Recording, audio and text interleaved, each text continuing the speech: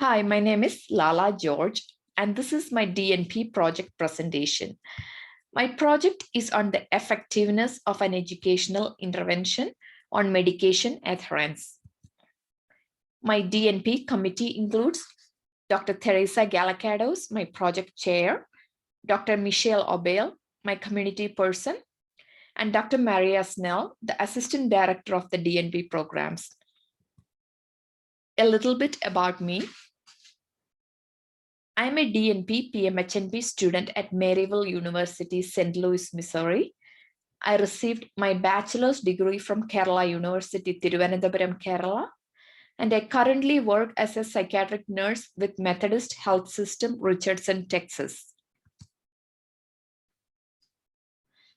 So the non-adherence rate for antidepressant medication among patients with depression ranges from 13% to 56%. In mental health, non-adherence results in a total annual cost of $3,252 to $19,363 per patient. This cost translates to relapses and rehospitalizations, which occurs as a result of the complications and consequences from medication non-adherence. So addressing the root cause, non-adherence, can result in the appropriate allocation of the needed resources and services. The ideal would be patients adhering to their treatment regimens through provider-patient adherence education. Improving medication adherence is critical for this patient population, and trust must be developed between the provider and the patient in order for patients to adhere to their prescribed medication. Patients who are informed regarding their disease condition and how the medication works in their specific disease process make better choices regarding adherence to treatment regimens. So therefore, my question was, in adult patients diagnosed with depression in an outpatient setting, how does an educational intervention impact medication adherence over 1 week? A thorough literature search was done through Maryville's online library using the Cumulative Index to Nursing and Allied Health Literature, or CINAL, PsycInfo, and PubMed databases. 3 themes emerged during the literature search. They were adherence, barriers to adherence, and educational intervention. The first theme, adherence. Medication adherence can improve outcomes and improve control over disease by slowing the disease progression. Patients with depression need the consistent administration of medication in order for the medication to be effective. Addressing the dysregulation of neurochemicals and a combination of psychotherapy can prevent relapses and disability. Medication adherence depends on the patient's trust in their psychiatrist, understanding of medication's efficacy, and support. The second theme emerged was barriers to adherence. One important barrier to medication adherence that emerged during the literature review was that the patients affirmatively decide to forego medication. Some of the other barriers were being tired of their medications, experiencing side effects, delay or lack of medication benefits, forgetfulness, carelessness, lack of insight, and poor health literacy. The literature review showed that patients need to be heard to and attended to regarding how they feel and not be given treatment regimens in an authoritative manner. The third theme emerged was the educational intervention. Patients are social beings and they rely on the interactions with their providers as well as the recommendations provided to them on how to deal with the symptoms. Provider-patient education is critical, and adherence increases when patients know why they are taking medications, how to take medications, and know that there will be a delay in the effects or possible mild side effects with the medications. Various studies have suggested that educational interventions can improve medication adherence. So I found a great theoretical framework to guide my project, and it is the self-efficacy model of medication adherence for patients with chronic mental illness, or SEMA. It has helped me strongly in framing the conduction of this project. So this is the SEMA model. The main reason I adopted this model is because the person with illness is placed as an active participant at the heart of the adherence process, which goes along with the philosophy of my project. It gives emphasis to the active participation in the management of medication. I don't want to dwell on the model, but I want to touch what each terms are there and then move from here. There are mainly three components to the model. The hub of the model is called core influences. The second component is called contextual influences. Thirdly, this model identifies that there is a continuum exists between the adherence and non-adherence. When we come to the hub of the model, or the core influences, it comprises of the cornerstone of adherence, that is a self-efficacy, and then four other interrelated supporting influences. The first one is perceived medication efficacy. This model believes that if the patient perceives the efficacy of the medication, they are more likely to be adherent. And also, if the patient believes that the medication is ineffective or unnecessary, the chance of non-adherence increases. So this is very important regarding antidepressant therapy, because the therapeutic effects of the medication in this category may not be completely evident until a few weeks.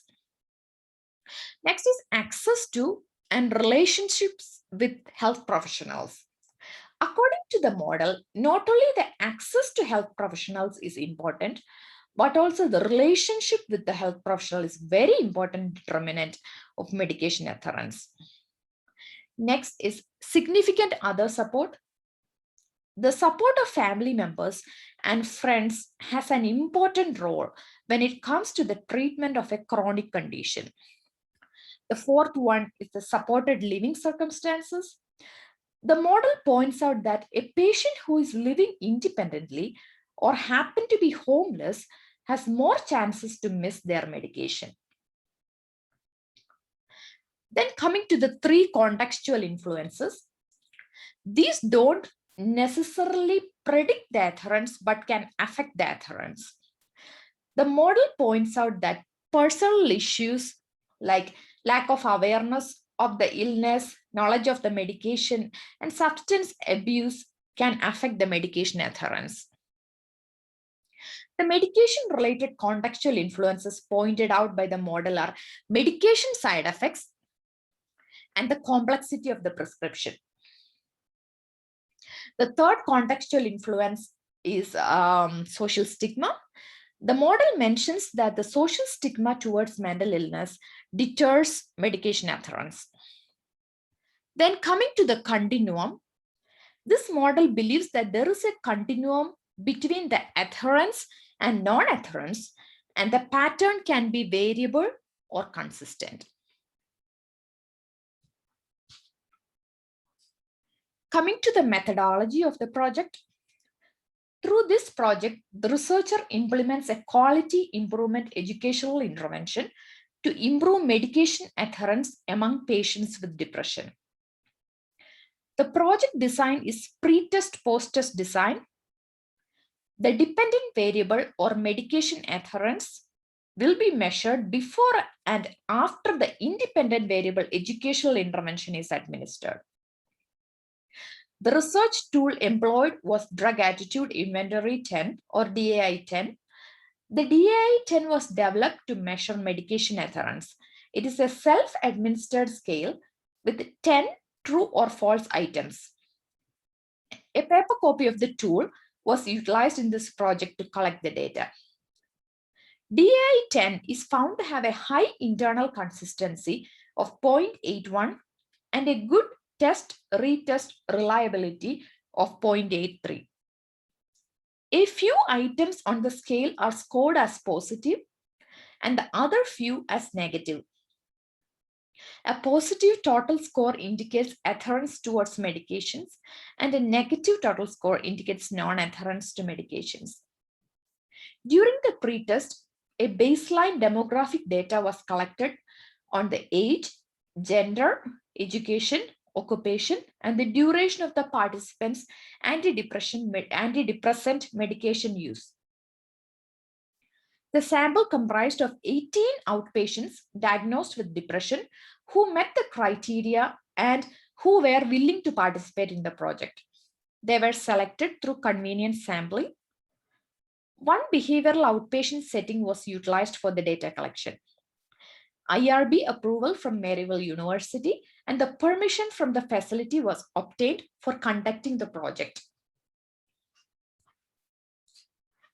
Because of the nature of the pandemic, this is what ended up happening. The first 9 participants were approached virtually. The pretest included the baseline demographic data and the administration of DAI-10. And then educational intervention was provided after pretest. The education focused on antidepressants, the importance of medication adherence in the treatment of depression, common barriers to medication adherence, and how to overcome those barriers. After 1 week, a post-test with DAI-10 was conducted.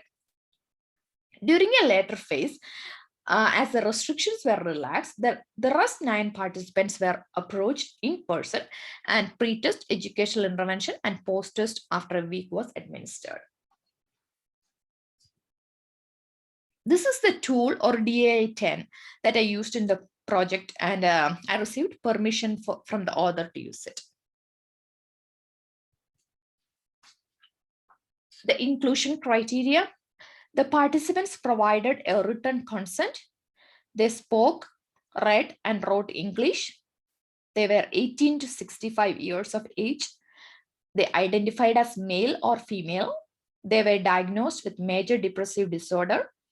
They were prescribed at least 1 antidepressant medication.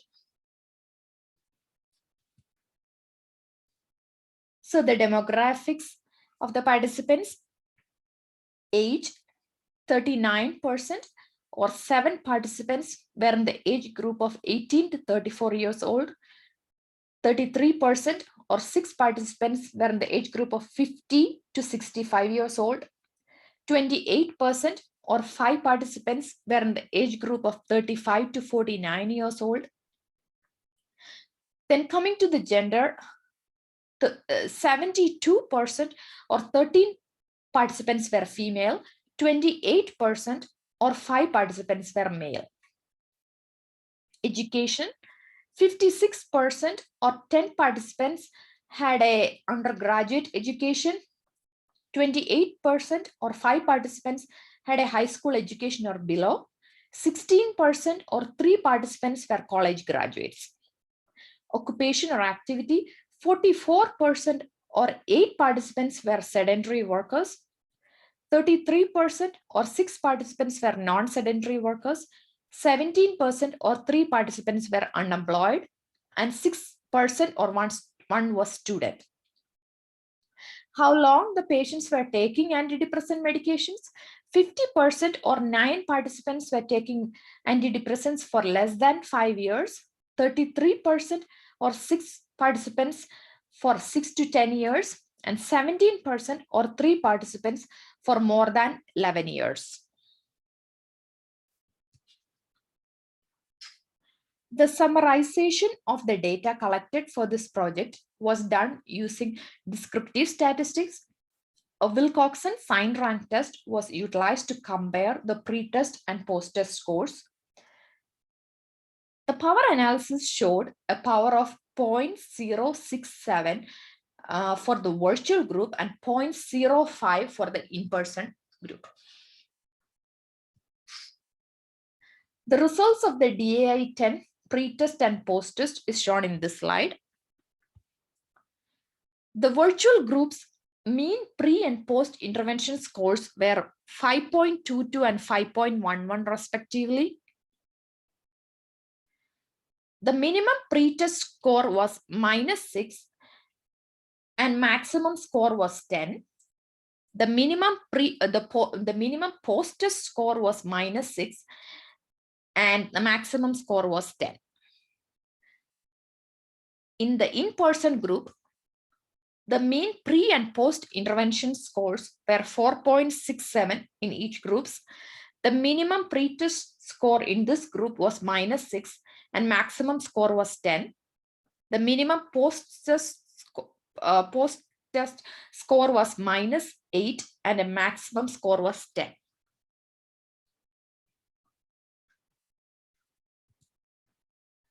The Wilcoxon signed rank test showed no significant difference in the pre-test post-test scores of both virtual and in-person groups. The virtual groups showed a C-value of -0.368 with a p-value of 0.713. In the in-person group, the C-value was -0.272 with a p-value of 0.785. The researcher was hoping for a result with an increase in medication adherence, but the results did not support the influence of a change. The DAI-10 questionnaire had a space where the patients could leave comments about the DAI-10 or their medications. These are the comments that the patients left. 2 patients commented that the answers to the DAI-10 depends on the medication. One patient emphasized that the word sick in a question commented mental illness is not a sickness. The medication comments included tired, like my energy is about 50% of what it was, tired and unmotivated. A patient also commented that my doctor listened to my needs and I am on the medication that works. The main limitations of the current project are the sample was collected from only one outpatient setting. The size of the sample was small. If qualitative data was collected, it could have added very important reflections of the patients. Gender identity versus binary gender should be considered. Getting a sample comprised of patients in the middle of a pandemic was a serious problem that I faced during the data collection phase. Thus, one of the strong barriers to implementation was the reduced accessibility to the sample. I initially planned to conduct this project in person at an outpatient clinic when the patients come in for their office visit with their psychiatrist. But I was unable to proceed with the data collection at that facility because they stopped visits for an indefinite period due to the pandemic. I had to extend my search to other facilities for carrying out the research and had to face many obstacles in locating a data collection site because of the restrictions placed by many sites during the pandemic. Finally, at the facility where I was able to conduct the research, I was initially allowed to access the sample virtually, and then at a later phase, I was able to approach them in person as the restrictions got relaxed. So my concluding points are, no significant data resulted from this quality improvement project. However, my recommendations are that important qualitative data need to be sought in future studies, because when I was talking to the participants, although I did not collect this data, they were telling me comments like, I wish I knew this when I started my medication. Your presentation changed my life. Those kind of very, very encouraging comments. Clearly, this could have illustrated the value of the educational intervention, but was not captured on the DAI-10 as we saw the comments were only regarding the questionnaire or about the medications. So I'm hereby recommending future studies also collect patient narratives so that this vital qualitative data is not missed. I also recommend that future studies should also include expanded gender data. I want to also mention that the theoretical framework utilized in this project, SEMA, served as an invaluable guide for the implementation of this project. These are my references.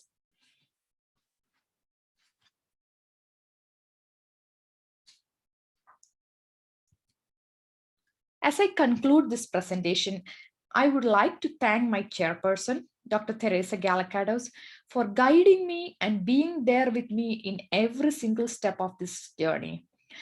I would also like to thank the entire Maryville faculty and my fellow students for all your support. I especially want to thank Dr. Pauls for providing me with advice and helping me with the statistical analysis of this project data. I'm also extending thanks to my patients who kindly agreed to participate in this project and the facility staff who supported me in this project. Thank you, and I'm happy to answer your questions.